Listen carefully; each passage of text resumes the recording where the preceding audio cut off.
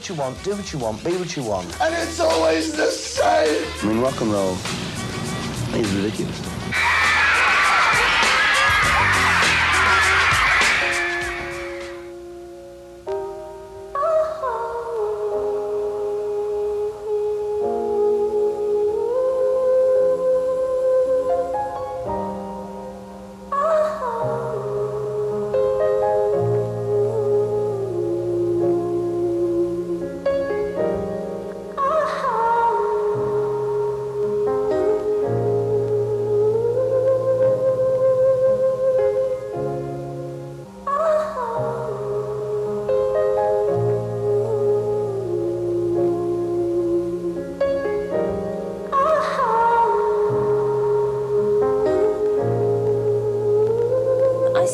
There's always preconceptions about someone who is in the public eye, and I think that's only natural, but they don't concern me. I am who I am, and people have a lot of conceptions about my image, which is something quite different from what I am. And I really like the idea of my work speaking for me, not me speaking for me. I think my work says a lot more interesting stuff than I ever could, and it's more eloquent, and that's what I feel I have to offer the world. I don't feel that what I have to say personally is that interesting, and it's not something that I have enthusiasm about. It's not fun for me. I don't really enjoy it. Whereas working on music and experimenting with film are things that I get so much pleasure out of, and I love working with the people that I get a chance to meet through it. It's very exciting, and it feels like it has purpose to me. So people's conceptions of what I am, in a way, that's their problem and not mine. Then headed people hit me in a soft spot. Then headed people help me. Then headed people hit me in a soft spot. Rolling the ball, rolling the ball, rolling the ball to me. Rolling the ball, rolling the ball, rolling the ball to me. Are you an aggressive business person? We hear stories that on the first album, a very young Kate Bush insisted Wuthering Heights be the first single against some resistance. Is that true, and are you, in fact, very aggressive about your business? I don't know if I'm aggressive about my business, but I do, a lot of the time, feel strongly about what I want or how I want to see it presented. It is an expression of me at some point, and it seems wrong that as soon as it goes out into the world, it should leave me and my expression behind. Wuthering Heights, I felt, was a much more interesting single than perhaps some that were being suggested at that time. And I just felt it was a good idea at the time to hang out for it. I did feel strongly about it. It certainly Yes. paid off. Number one record in the UK, yes, Yeah. indeed. Bad dreams in the night. He told me I was going to lose the fight. Leave behind my walking through the high deep sea. See, I can't see, I can't hold my soul. Let me know. Easy. See, I can't see, I can't hold my soul. Let me know. When I was first writing, it was all my brother's music, really, because I was very young. I suppose about 11 or 12. I used to sort of tinkle around with this.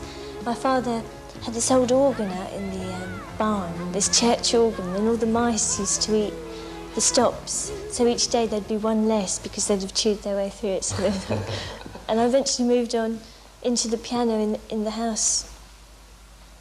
And really, until I got to about 13, I suppose, I wasn't actually, getting...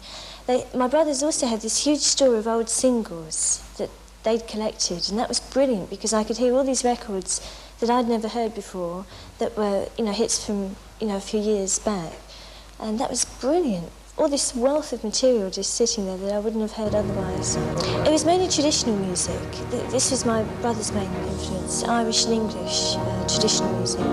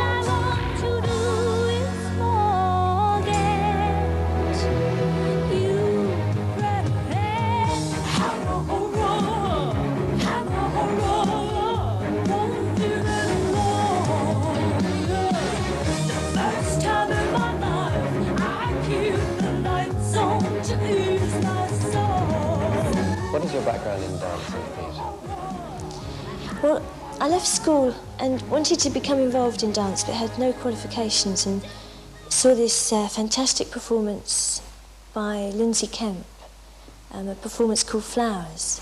This is a man who obviously influenced David Bowie quite a bit in his early career. Yes, he did. I think he's influenced a lot of people. And he has his new production of Midsummer Night's Dream. Yes. Yeah. And really, he started it all. He inspired me totally with the idea of movement. I'd never seen anything like it. He was totally brilliant, fantastic. He said so much and didn't say anything. You know, physically, he moved all the time without actually talking.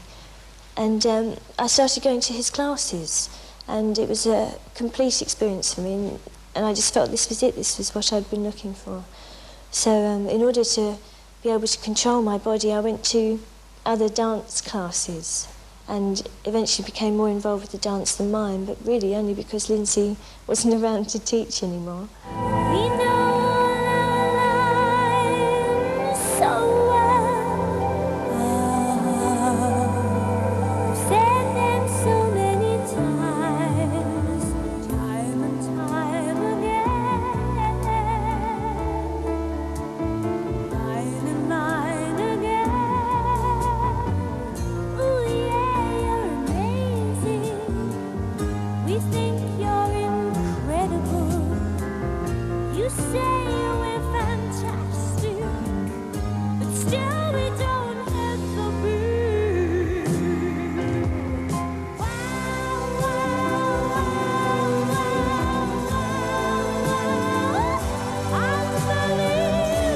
unbelievable.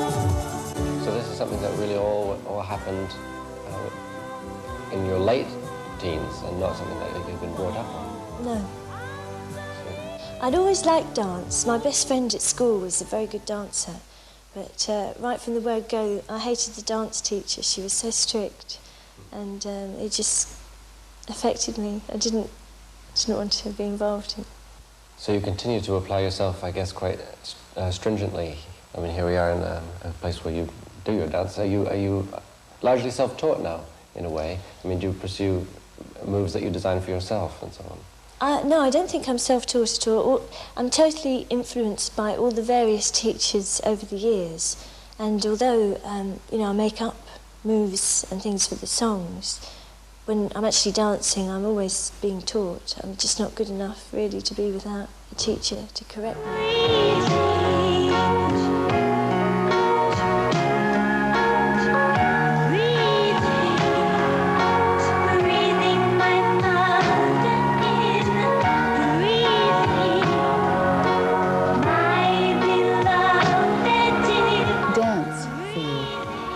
I've seen your progression as a dancer and a singer, and I think, God, she does it all so well. And yet I sense that you have a level of dissatisfaction around your dance. Is that true? Oh, yes, absolutely. I think I have a level of dissatisfaction around everything I do, really.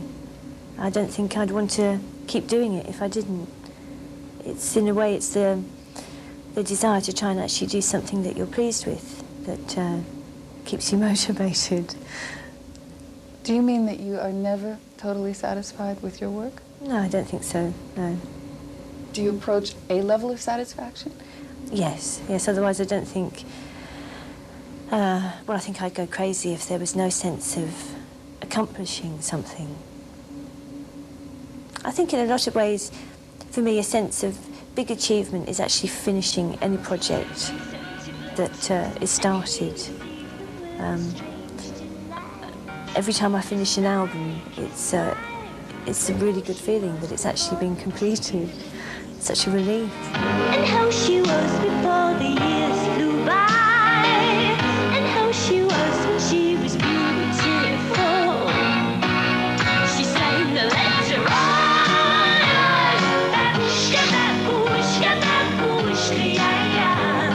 You suffered a fate in the early goings of your career of being somewhat of a pin-up girl in the British pop mags. How did you deal with that? I think what worried me was that it was going to stop people taking my music seriously. I've always found it very complimentary if people say that they find me attractive. And my worry is really that it would get in the way of my music. It's not that I find that so much of a problem as that people wouldn't accept my music, but I don't think that has been a problem. I think people do seem to accept my music for its sake. And does your sexuality have a role in your music? Well, I think that's something I find very confusing, because I think the essence of all art is sensuality. And sexuality, I mean, I don't suppose I understand it fully, but I always tend to think that's something that's projected, and that sensuality is really where art is at. It's a much more subtle form of expression. Two parts of me, one that's a very social beast, and the other side of me is probably very quiet and likes to work alone, and in fact can't really work if there's more than a few people around. Do you have special work habits that you subscribe to? You seem like a very disciplined artist, just judging by your work. Do you have a special place you go to work, a certain environment at certain hours? Do you do that? I think the studio has become that disciplined place that I can go to now. It used to be my music room, wherever I had the piano. And I think it's helped me tremendously to actually have an environment where I can go to work. It just makes it that much easier for me to concentrate. Yeah, and do you set hours that you go there? Not actually set hours, it depends how I feel, but normally I'll go there and work for a certain amount each day, depending on how well the ideas are coming through. So it depends.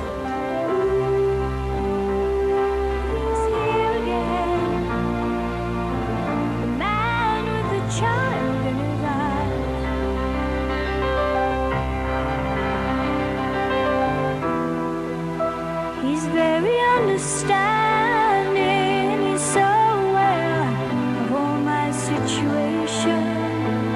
It seems to me that a lot of the early songs that you wrote had to do with what I might call sort of classroom dreaming, sort of daydreaming about exotic lands and far-off places and England's history and that sort of thing. But the last album, The Dreaming, was quite a radical departure from that. Now, how do you explain that? I think it started to happen on the third album, but it was really only in a couple of tracks. And I think things like Breathing, Army Jimmers, The Infant Kiss, they were, in a way, starting on that same route. And I think that's the sort of material, really, that I wanted to try and get to. And on the last album, it was definitely sort of reaching a point where I was feeling pleased with my work artistically, which was a change.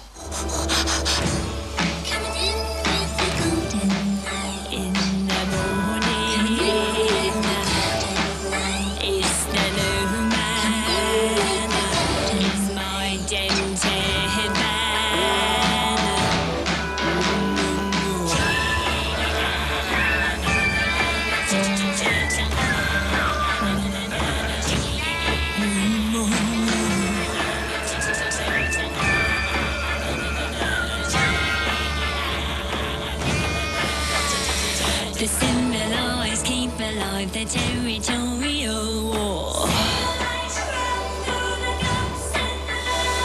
Erase the claim the place and say we dig for all. Dangle dangles in the bottle and you push them from the pull of the bush. As early as about 1980, you were experimenting with the Fairlight computer musical instrument. Has that changed the way you approach creating music? Yes, very much so. I think it was one of the best things to happen for me alongside rhythm machines. Not only has it helped with the initial writing process, where I'm getting associations of the sound straight away as I start writing the song, but also from an arrangement point of view, where if I want strings or brass on a track, I can work out an arrangement on the Fairlight with that particular sample sound. And then if I want, get the real musicians in to redo it. Yeah. Well, your use of it's become more and more extensive, but you were, I think, one of the first artists that I ever knew, along with perhaps Peter Gabriel, who used the Fairlight at all. I was very lucky in that I was at the studio where they decided to demonstrate the machine at a very early stage. It had only been in the country for one, they were just setting up the company. And as soon as I saw it, I knew that I had to have one. I mean, it was going to become a very important part of my work. Sunday my feet are aging wild. It all goes slow. I don't know why I'm crying. Am I suspended in death? Until I'm ready for you. Until I'm ready for you. Can I have it all? All come in. You're using, I guess, this, is it called a Fairlight or an emulator? Fairlight, yes. Where you get to play people's voices on your own and strange sounds taken from, there's one that seems like a transmission from a NASA flight taking the 9th orbit around the Earth, and your voice made into water. And I guess you've only just started to experiment with it. You had begun really on the dreaming, but... That's right. I think really what made the big difference to me was becoming involved in the production, taking over the production. Then I had control of every area of the song. And there's no doubt that production has a big effect on a song. It can ruin a good song. It can make not a very good song really quite good. So I think from a writing point of view, the more control you have over that whole area, hopefully the more direct your expression is, it's the more how you want it to be at the end result. My excitement turns into fright. Uh-oh, uh-oh, my words faded. What am I gonna say? Mustn't give the game away. After the last album, I really wanted to do something very different, and it took me a long time to relax and find another area of music that was different from the last album. Had you found yourself under an enormous amount of pressure, the expectation perhaps of the record companies and the public and the people who write about music and so on? Yes, I think it always does put a pressure on you, but I think the main pressure is, in a way, to come up with music that's good and interesting and different from the last album. And that's the pressure in a way that I think I put myself under, because it's a writing situation. It's when the album is actually released that I think the pressure comes in from the media and other people in a big way.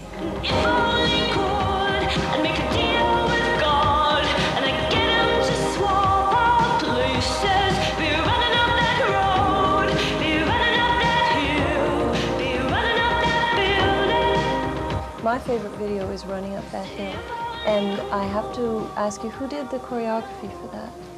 It was a lady called Diane Gray-Cunnett, and she is incredible, most beautiful dancer, and she was a lot of fun to work with. We got on really well, and I think from the minute we started till we finished working together, we didn't stop laughing. It was one of those really fun relationships. Well, the dance in it is just beautiful. I think it's one of the best videos I've ever seen that is able to get dance in it and show it off to its best advantage. It's really nice that you think that, because very much what we wanted to try and achieve was to make it a serious piece of dance, which I didn't feel I'd done up until that point. I'd played around with dance, but in a very sort of theatrical way, and in some ways it was sort of saying goodbye to that dancing side of me by doing it, you know, in a very sort of pure way. It's very much a pure dance video without any theatre or anything attached. And because I feel very much a shift now from dance into film imagery. So they're two very different things. Not that dance couldn't still be incorporated, but it's not the same attitude. Oh, here I go. It's coming for me through the trees. Oh, help me, someone, help me, please. Take my shoes off and throw them in the lake, and I'll be 2 steps on the water. I think anyone that has any kind of creative outlet is uneasy, and that's what makes them need to express themselves. I think all human beings are uneasy on some level, and you know, how can you not be when we don't really know what we're doing here or what we're meant to do with it? You know, so there's the continual questioning going on, which I think is good. But you know, it's the way human beings are. There's a lot of ironies put together in life. You know, nothing is really that straightforward, is it?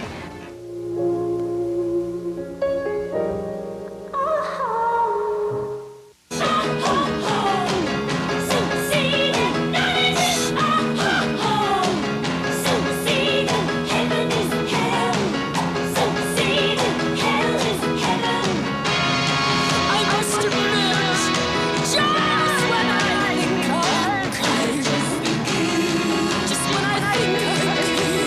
I must admit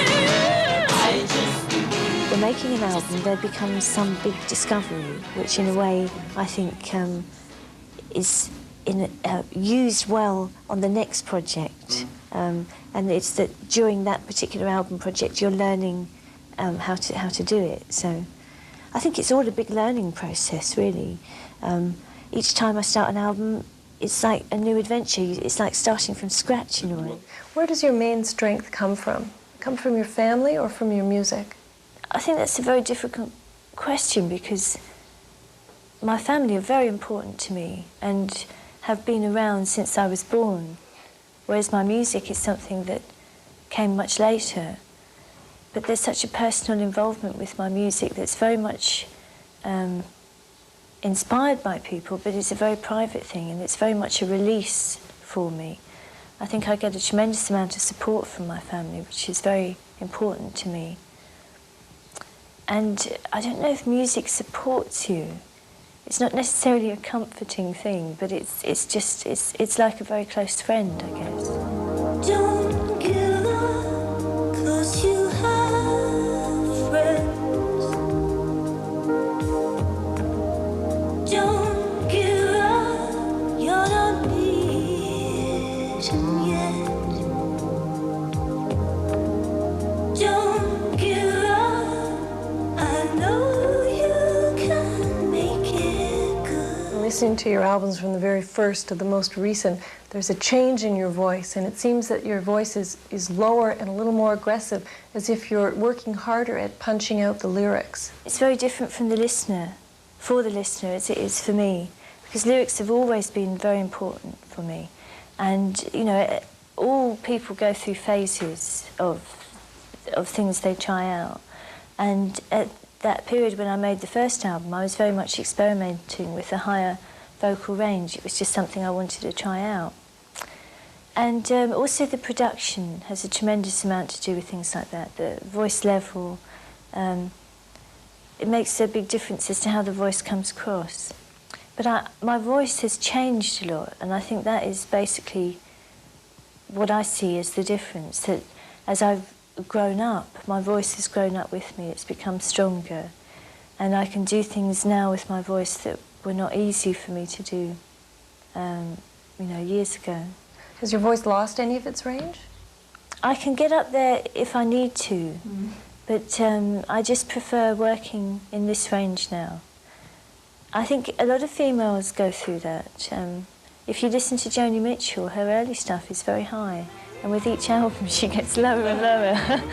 So, you know, it's just a progressive thing for people. I'm looking at the big sky. I'm looking at the big sky. No, I'm looking at the big sky. You never understood me. Never really tried. That crowd looks like I.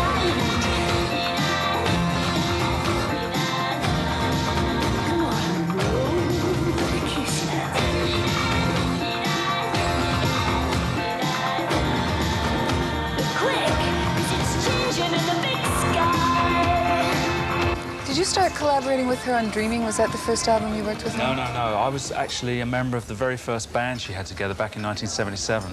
Really? Yeah, we got that band together. I was playing lots of small bands at that time, and we decided that we've got to get a new angle on this, you know. And I knew her brother Paddy, so we decided that what we'd do is we'd try and get together a pub band. And what we really needed was a different angle.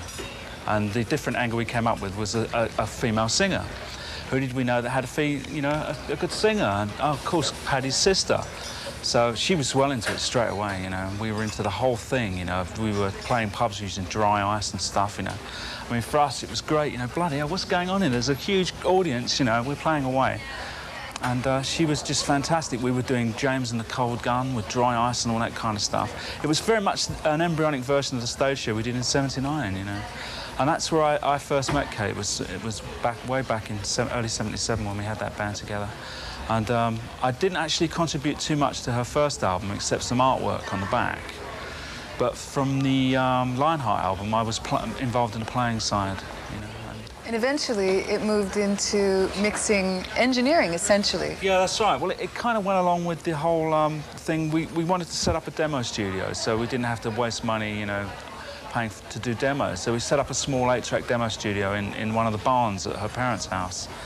And, of course, you know, nobody was interested at all, you know. So I thought, well, somebody's got to do it, so I'll do it, you know. And I really got off on it. I really enjoyed it, you know. As well as the playing, I actually enjoyed getting sounds for people and, you know, exploring the whole possibility. And it ended up that when we did the Lionheart album and the album after that, we found we were trying to recreate the demos all the time. You know, we keep referring back to the demos and saying, well, look, that's got a really nice atmosphere. You know, how come we can't recreate this? And so the logical progression was to turn the 8-track studio into a proper mastering studio and take away the whole demo thing and work straight onto tape, which is what we started to do. And I kind of developed as an engineer along with the studio. As the studio got bigger and more expansive, so did I, basically, you know. And my involvement now is I probably have more involvement than anybody else in what she does, you know. And I say that very modestly because, I mean, I don't really feel that anybody has that much involvement in what she does. It all comes out of her own head, really, you know. We just try and contribute a little bit here and there, you know. It's very important to me to work with people who, ideally, I've worked with a long time. There's many musicians as well as people like Del who, the more we work, the more it's just this sense of, you just know each other so well, you don't really have to communicate with words. You know, a lot of that's all been done years ago. You've got all that out the way. And I suppose in some ways it was particularly pleasing on this album that I was able to work with a lot of people in a much more direct way who are old friends, people like Stuart Elliott, who's been on every album now, and to actually work with them on rhythm tracks rather than bringing them in at a much later removed stage. It was really good, and it's very important to me that that I trust the people that I work with, and I feel very comfortable, for instance, working with Del. A lot of what I do is quite personal, and in some ways I'm quite a shy performer about trying ideas out. And I feel very comfortable working with Del in a way that I don't think there's not many people I would feel that way with. So it's very important to me to have that kind of trust in such an intimate situation, because most of the time it's either just myself or Del and myself, and the musicians are brought in at stages, so you know you've got to have good communication.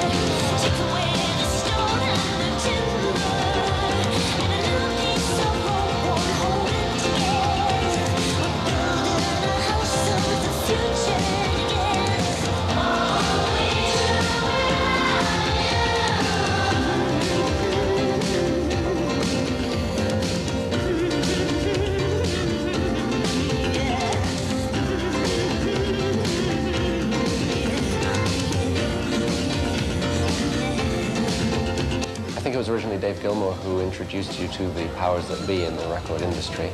Do you still maintain a friendship with him? Dave is really, he's my hero. He's fantastic. I mean, without Dave, I doubt very much if things would have taken the course as quickly as they did. I think he was very kind and brave to do what he did, because I was just a kid writing songs, really, and he was introduced to us and came and heard the songs, and from there it was him that really got me the record contract.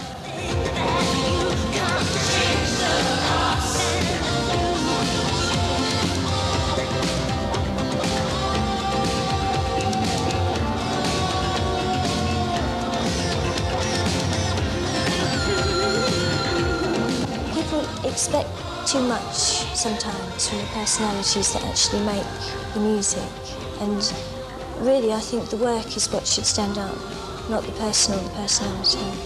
The relationship to the audience is that I'm producing the best that I can at the time, and that's all I can do, and I really hope they like it.